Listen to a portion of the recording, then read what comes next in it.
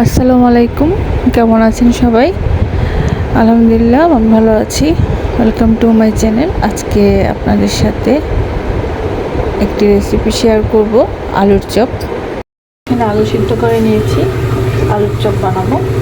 এই আলুর চপ ইফতার কিংবা বিকালে স্ন্যাক্সে বানালে খুবই মজা হয় এবং খেতে খুবই ভালো লাগে। একবার ট্রাই করে দেখবেন বাসায়।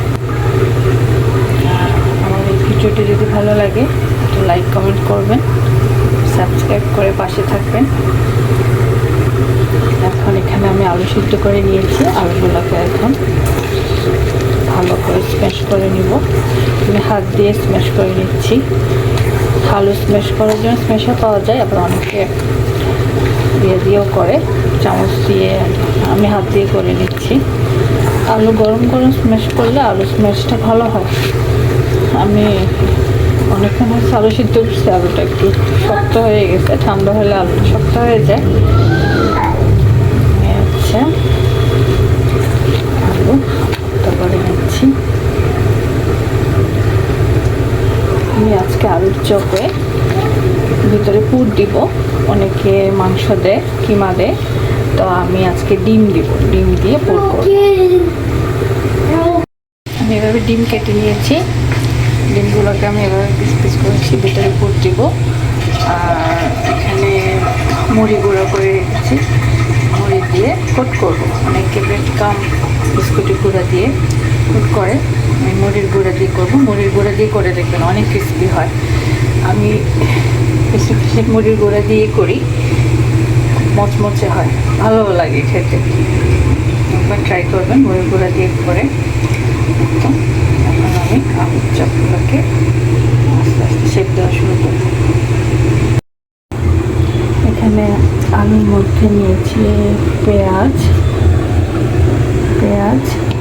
মরিচ গুঁড়ো, লবণ দিয়ে মেখেছি। আমি কাঁচা পেঁয়াজ দিয়েছি। অনেকে পেঁয়াজটাকে হালকা ভেজে দেন, তো আমার বাসায় ভেজে দিলেও হয়। আমার বাসায় কাঁচা পেঁয়াজটা দিলে বেশি পছন্দ করে আর কি। এখন আমি আলুটাকে মাখিয়ে ফেলবো। এখানে আমি আলুর চপগুলোকে রেডি করে ফেলছি। আমার রান্নাঘরে প্রচুর রোদ আসে, দেখা রোদ দেখে কী পরিমাণ রোদ আসতেছে রান্নাঘরে। আলুর চপগুলোকে রেডি করে ফেলেছি, আর ক্যামেরা দিয়ে দেখাতে পারিনি, আসলে একা তো সুবিধা করে উঠতে পারিনি।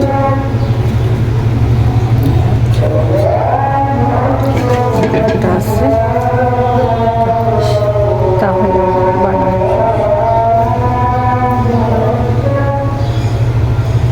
এখন আলুর চপগুলোকে ভেজে নেব।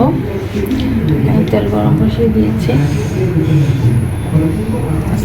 আস্তে আস্তে দুটো দুটো করে ভাজবো, ভাঙবে না। চপগুলোকে লাল লাল করে ভেজে নেব। লাল লাল বলতে ব্রাউন কালার, ব্রাউন থেকে একটু ব্রাউন কালার করে ভেজে নিয়েছি।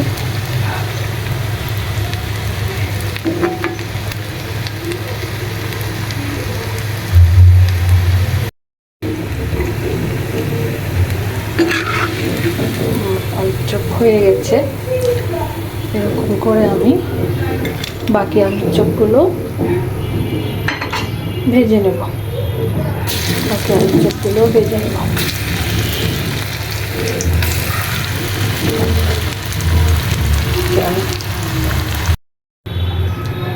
তো আমার আলুর চপ ভাজা শেষ। সবগুলো আলুর চপ ভেজে নিয়েছি। এই হচ্ছে আলুর চপ, দেখতে ক্রিস্পি হয়েছে না ভালোই।